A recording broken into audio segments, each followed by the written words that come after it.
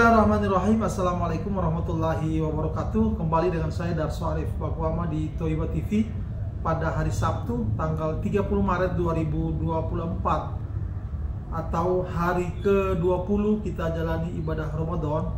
Kali ini saudara-saudara saya mau mengabarkan soal Jam'an Nur Khatib Mansur yang digugat Jam'an Nur Khatib Mansur dan beberapa pihak yang digugat oleh Ibu Ilis Siti Rahmah di Pengadilan Negeri Kota Bogor terkait investasi batubara Jabal Nur namanya di Masjid Darussalam Kota Wisata Cibubur yang terjadi pada tahun 2009 lalu.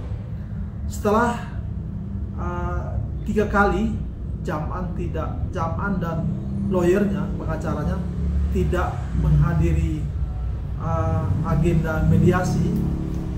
Pada mediasi yang keempat yang berlangsung pada hari Kamis tanggal 28 Maret yang baru lalu, akhirnya Yusuf Mansur memang dia tidak hadir, tapi dia mengutus pengacaranya.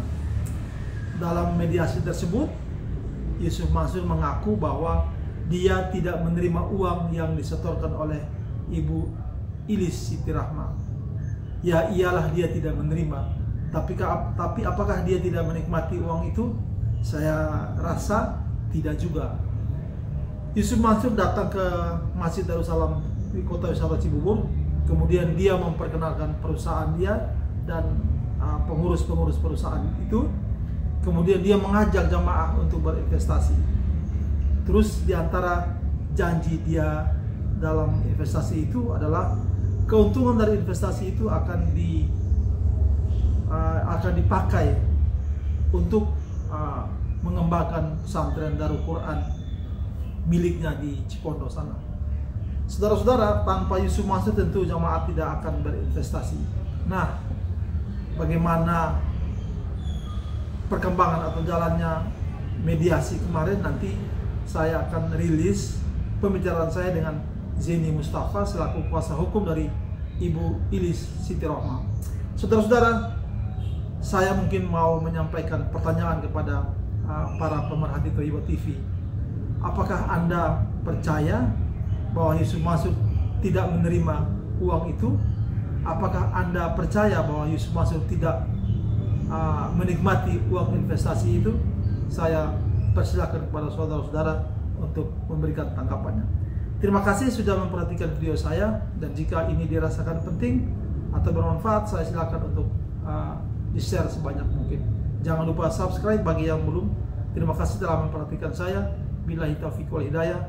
Wassalamualaikum warahmatullahi wabarakatuh. Assalamualaikum warahmatullahi wabarakatuh. Hari Kamis jam 2 siang, saya di Pengadilan Negeri Kota Bogor sudah ada Pak Zeni, Pak Arif dan Ibu Lis. Ya, ini lagi menunggu dipanggil untuk mediasi ya Pak. Yang ketiga kali. Tadi di depan saya sudah melihat pengacaranya Yusuf Mansur, terus ada pengacaranya Pak Yuda. Tergugat berapa Yuda Pak? Yuda tergugat 4. Yusuf Mansur tergugat 2, Yuda tergugat 4. Nanti saya akan bincang lagi setelah keluar dari ruang mediasi nanti.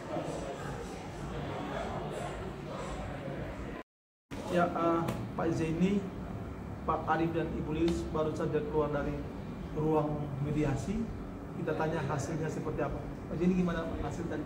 Ya, jadi hari ini itu kan memang tergugat 2 ya. Yusuf Mansur itu kan sudah dipanggil 2 kali Pak. Ya. Artinya kalau di dalam Perma nomor 1 tahun 2016 itu panggilan itu layak itu dianggap 2 kali panggilan Pak. Dipanggil 2 kali ya. Kemudian hari ini datang kuasa hukumnya ya. Cuman juga kuasa hukumnya dan tidak memberikan alasan dalam bentuk apapun, prinsipalnya itu tidak hadir. Nah, kalau di dalam Perma nomor 1 tahun 2016 itu di dalam pasal 6 itu prinsipal itu sebenarnya wajib hadir Pak. Kemudian kalau dia tidak hadir dikaitkan lagi dengan pasal 18 itu mereka kan harus mempunyai alasan yang jelas, misalnya sakit itu misalnya sakit salah satunya di A-nya itu sakit, kemudian harus dibarengi dengan pembuktian keterangan dari dokter atau rumah sakit yang merawat dan lain sebagainya lah, keterangan dokter bahwa dia sakit. Kemudian lain lagi kalau dia bertempat tinggal di luar negeri, dia menjalankan tugas negara yang tidak bisa ditinggalkan kan gitu. Tetapi tadi di ruang mediasi dia juga tidak mengatakan itu gitu. Artinya kalau sudah panggilan 2 kali dan mereka tidak datang, dan tadi datang pun ketika ditanya oleh mediator mereka mengatakan tidak punya opsi apa-apa, mereka mengelak, mereka tidak menerima uangnya. Yusuf Mansur itu mengatakan tidak menerima uangnya. Ya ini kan kerjasama, ya kan? yang menerima uang itu adalah tergugat 1 BMT Darussalam, kemudian yang presentasi bisnis batubara ini tergugat 2 Yusuf Mansur, kemudian yang membawa jamaah melihat lokasi tambang batubaranya itu adalah tergugat 3 kan begitu, ya kan? Tergugat 3, kemudian tergugat 4 ini sebagai kaki tangan daripada tergugat 5 BMT Darussalam tergugat 2. Artinya di antara satu yang lainnya ini kan saling berkaitan, Pak. Nah, kalau dalam perkara perdata tidak bisa dia mengatakan bahwa saya tidak menerima uangnya, saya tidak harus bertanggung jawab, itu tidak bisa. Karena ada kaitannya antara yang satu dengan yang lain. Dalam bahasa hukumnya itu ada kaitan hukumnya. Nah, karena ini tergugat 4, mereka menyatakan bahwa mereka sudah menerima uangnya tapi menyetorkan ke tergugat 1. Kemudian tergugat 1 sampai dengan saat ini tidak memperlihatkan batang hidungnya, ya, walaupun sudah dipanggil secara layak, baik panggilan biasa maupun panggilan koran. Kemudian tergugat 3 dan tergugat 5-nya juga begitu, sudah dipanggil melalui koran tidak ada. Sementara yang datang tapi bolong-bolong itu kuasa hukum Yusuf Mansur, mereka mengatakan tidak, kita tidak menerima uangnya. Ya akhirnya kan deadlock nih, Pak. Nah, ketika ini deadlock ya tentu harus dikembalikan ke majelis hakim pokok perkara, nanti kita uji kebenarannya. Oh, jadi sidang berlanjut ya, Pak? Sidang berlanjut, ya. Pak, jadi mungkin nggak ada strategi antara para tergugat ini, Pak, sehingga Yusuf Mansur juga datangnya terakhir, terus yang lain juga nggak pernah hadir, itu gimana, Pak? Ada kecurigaan di situ nggak? Jadi gini, kalau saya mengatakan atau saya menilai ini kan perkaranya Yusuf Mansur tidak hanya ini saja, Pak, yang saya pegang ya. Perkara saya sendiri yang 28 itu kan tidak pernah datang. Terus kemudian berkaitan dengan karyawan yang tidak dibayar gaji, tidak dibayar, karyawan Paitren ya yang tidak dibayar gaji, tidak dibayar THR, kemudian tidak dibayar pesangon dan lain sebagainya, itu kan Yusuf Mansur juga tidak pernah datang baik di Depnaker maupun ketika kami ajukan permohonan eksekusi di Pengadilan Negeri Bandung, Pak. Artinya ini sudah menjadi watak atau tabiat Yusuf Mansur itu tidak berani atau tidak mau menghadapi kenyataan, atau memang berniat tidak mau menghadapi kenyataan, ya begitu. Jadi dilimpahkan kepada orang yang menerima. Padahal di dalam kasus ini, kasusnya Pak Arif ini, saya sendiri itu melihat dengan mata, kemudian mendengar dengan telinga saya. Presentasi pertama bisnis batubara itu adalah Yusuf Mansur, Pak.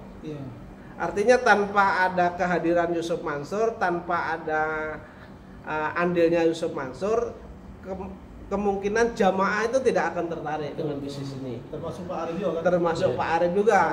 Pak Arif ini tertariknya karena salah satu keuntungannya yang 50% itu 14,3% itu merupakan bagian Yusuf Mansur yang disumbangkan ke pondok pesantren Darul Quran, ya kan?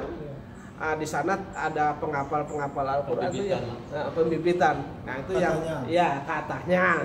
Tapi Allah alam tahu ke sana atau tidak kan kita tidak tahu. Ketika uang sudah diterima, kan bukan kewenangan lagi kami mengawasi, kan begitu. Artinya prinsipnya Yusuf Mansur ya, Yusuf Mansur saat tadi tidak dalam mediasi ini, seharusnya mediasi kan dia memberikan solusi penyelesaian, Pak. Menawarkan solusi penyelesaian, karena klien saya kan sudah menyetorkan uang dalam jangka 10 tahun. Nah, kemudian di sana dia menjanjikan bahwa ada keuntungan dan lain sebagainya. Nah, uang modalnya tidak pulang, apalagi keuntungan, Pak, bukan bunga ya, karena ini bisnis gitu. Nah, karena itu menurut saya Yusuf Mansur sesuai dengan perma ya, perma di perma itu ketika dipanggil 2 kali tidak datang, ini sudah beritikat tidak baik, iya, mempunyai itikat tidak baik, iya gitu. Jadi nanti berlanjut di ruang pengadilan ya, Pak? Iya. Kemudian si tergugat 4 ini pertama mediasi datang, kemudian mediasi berikutnya kan tidak datang. Sesuai dengan perma juga ketika mereka datang dan selanjutnya tidak datang juga sudah tidak mempunyai itikat baik, Pak. Nah, ketika ini sudah deadlock, ya udah tugas saya adalah nanti membuktikan gugatan itu. Iya. Nanti kita berkabar lagi, Pak. Berkabar lagi, baik. Memasuki sidang berikutnya ya, Pak. Baik. Ya. Jadi prinsipnya Yusuf Mansur mengelak bahwa dia ikut menerima uang tersebut. Betul, Pak. Betul ya. Oke, kita nanti berkabar pada sidang berikutnya, Pak ya. Baik. Terima kasih. Ya, baik.